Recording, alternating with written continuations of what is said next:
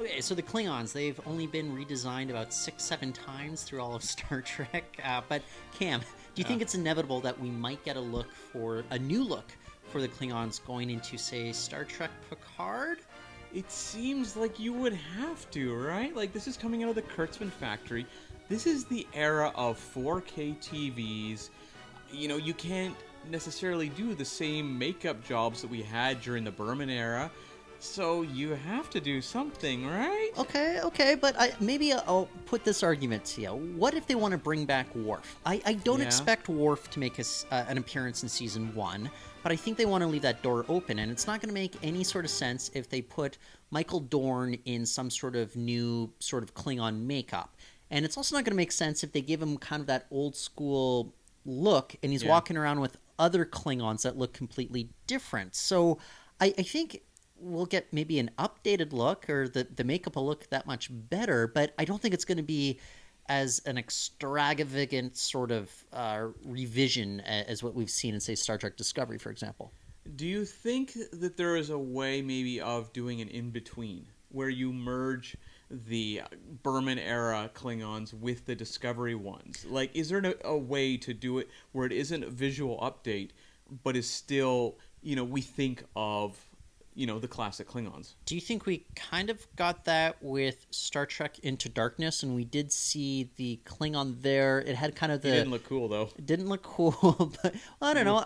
I have piercings on my forehead. I don't know about you. I mean, That's why he wears the hat. I'm wearing the hat, yeah. but that's kind of maybe the closest thing, though, because that looked more akin to the TNG era Klingons than I would say the Discovery ones do. For sure. I wonder if we might see, when Discovery took on, like, the Andorians, for example, or the Tellarites, where they were visually fairly similar. Like, they definitely updated them and gave them a little more complexity that we expect nowadays in prestige TV, but they also made them visually recognizable compared to what we saw in the past. I wonder if they're going to try that with Picard, because it would be so weird to have Discovery like Klingons on Picard. It would be so weird. I don't think we're going to get that, but the Worf factor keeps coming back to me. Worf factor 9.